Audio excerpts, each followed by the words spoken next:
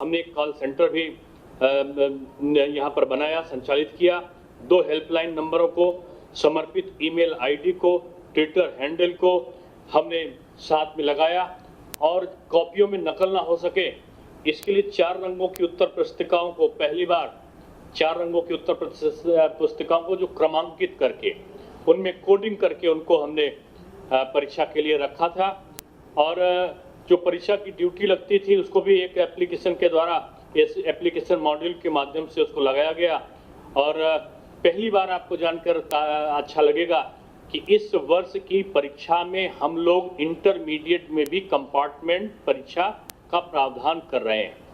Compartment परीक्षा का यानी उसको अगर किसी को एक विषय में फेल है, देश देना चाहता है, तो हम परीक्षा का उसको अवसर देंगे।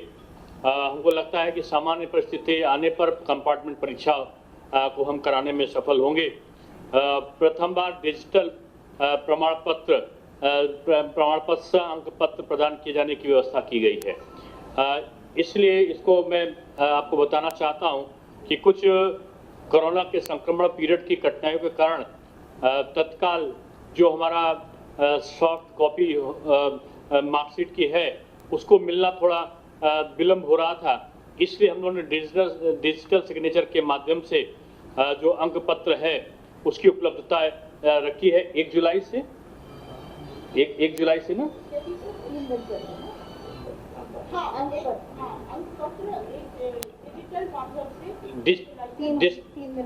डिजिटल माध्यम से 3 दिन के अंदर मिलेगी। वो इस बात का प्रमाण होगी कि डिजिटल माध्यम से मिला हुआ अंक पत्र प्रवेश के लिए एलिजिबल होगा।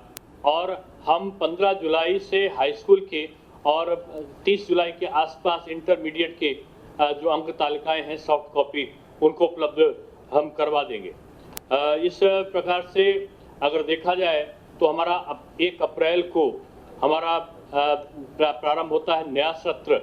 और 1 अप्रैल से जो नया सत्र प्रारंभ होता है उसमें बच्चों की पढ़ाई का हर्जा ना हो, इसके लिए हमने online teaching, WhatsApp virtual classes के माध्यम से जो हमने शिक्षण हेतु 2,97,000 व्हाट्सएप ग्रुप गठित किए और 67 लाख विद्यार्थी इससे लाभान्वित हुए। हमने अपनी वेबसाइट पर ई पाठ्य पुस्तकों को, दीक्षा पोर्टल पर विषयवार शैक्षिक वीडियो को, यूट्यूब चैनल को, उत्तर प्रदेश माध्यमिक शिक्षा विभाग द्वारा उत्कृष्ट व्याख्यानों व स्व अधिगम मुद्रित सामग्री तथा विद्यार्थियों की शैक्षिक जिज्ञासाओं के समाधान हेतु टोल फ्री हेल्पलाइन का हमने व्यवस्था कराई थी, जिसका लाभ ये हुआ कि बच्चों ने ऑनलाइन एजुकेशन के माध्यम से अपनी परीक्षाओं को देने में सफल हुए। आपको बताते हुए मुझे इस बात की भी खुशी होती है कि हमने हर तरफ शुचिता रखी और इस शुचिता के माध्यम से आपको जानकर ताज्जुब होगा कि 7,783 हमने 7,783 केवल अपनी परीक्षा केंद्र बने थे। यानी हर परीक्षा केंद्र को देखा जाए तो हर वर्ष बढ़ने चाहिए थे, लेकिन हमने क्योंकि पारदर्शी व्यवस्था को यहाँ पर लागू किया तो जहाँ पर 1919 में की तुलना अगर की जाए तो 517 परीक्षा केंद्र, अगर 18 की तुलना की जाए तो 766 परीक्षा केंद्र, और अगर वर्ष 2017 में जो हमने परीक्षा कराई थी शासन में आने के बाद तो उससे अगर तुलना की जाए तो 3,631 परीक्षा केंद्र कम हुए हैं इस बार। यानी 7,783 परीक्षा केंद्र कुल हुए हैं। 2017 की अपेक्षा 3,631 परीक्षा केंद्र हमारे कम हुए हैं। और हम कह सकते हैं कि ये हमारी परीक्षा की वो नीतियां थीं जिन्होंने माध्यमिक शिक्षा परिषद के व्यवस्थाओं को बदला है। आपको याद होगा कि 1.5 माह परीक्षाएं होती थी, अब 12 दिन और 15 दिन में परीक्षा संपादित हो रही। आपको ताज्जुब होगा कि आपने 3 साल पहले परीक्षाएं देखी होंगी कि जब पुलिस खड़े होकर करती थी, जैसे लगता था युद्ध स्थल पर जा रहे, सीढ़ियों पर चढ़ के लोग आधा ट्रक नकल की सामग्रियां निकल कर आया करती थी। अगर आप उस कल्पना करें कि परीक्षा के दौरान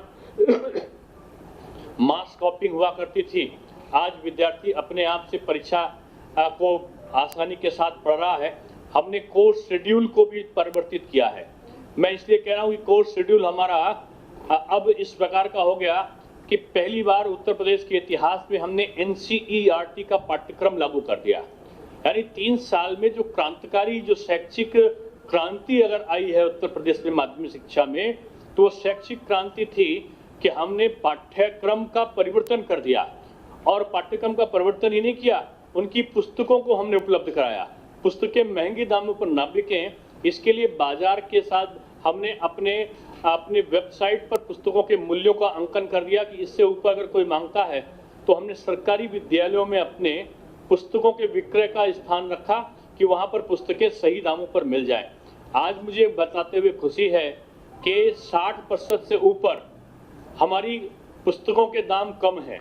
यानी 15-20 साल पहले जो पुस्तकों के दाम होते थे, आज एनसीईआरटी की पुस्तकें हमारे माध्यमिक शिक्षा परिषद में जो हमारी पुस्तकें हैं वो एक सस्ती दामों पर एक अच्छे पाठ्यक्रम के साथ में हमारे विद्यार्थियों के लिए उपलब्ध हैं। तो ये एक आमूल-चूल परिवर्तन हमारा था और इसको मैं कह सकता हूं कि ये परिवर्तन केवल माध्यमिक शिक्षा परिषद में हमारे माननीय मुख्यमंत्री जी के मार्गदर्शन पे और उनके द्वारा इस जिज्ञासा के साथ कि हम मेधावी छात्रों का सम्मान भी करेंगे।